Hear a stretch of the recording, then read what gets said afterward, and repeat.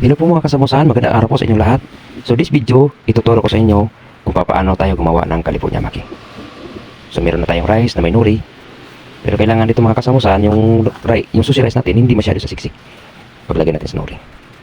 And po, lalagyan na po natin ng ibig ko mga kasamusan. Kung kayo mahilig sa Japanese mga kasamusan, so bisita na po kayo dito sa resto po natin.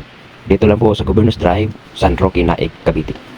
Malapit po siya sa may billboard ng Doctor's Naik. Ayan po. So, lalagyan na po natin na siya ng minggo. Pagkatapos, nang malagyan ng minggo, cucumber. Tapos, ng sunod ng cucumber, lagyan na po natin siya ng crab stick. Tapos, mayonnaise. Balik kasamusan kung pupunta po tayo ng Maynila, banda kaliwa po yung resto natin. Tapos, kung pupunta tayo ng Maragondon, banda kanan po.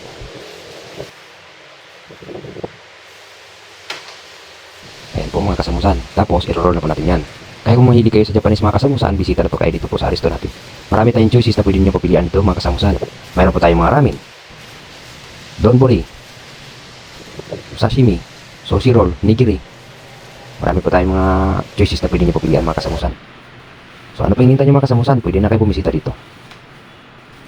Ayun po mga kasamusan, i-slice na po natin to ng 8. Bali dalawang order po kasi ito eh. Ano pa hinihintay nyo mga kasamusan? So bisita na po kayo dito sa resto po natin. So, yan lang po muna mga kasamusan. So, maraming salamat po. Have a nice day.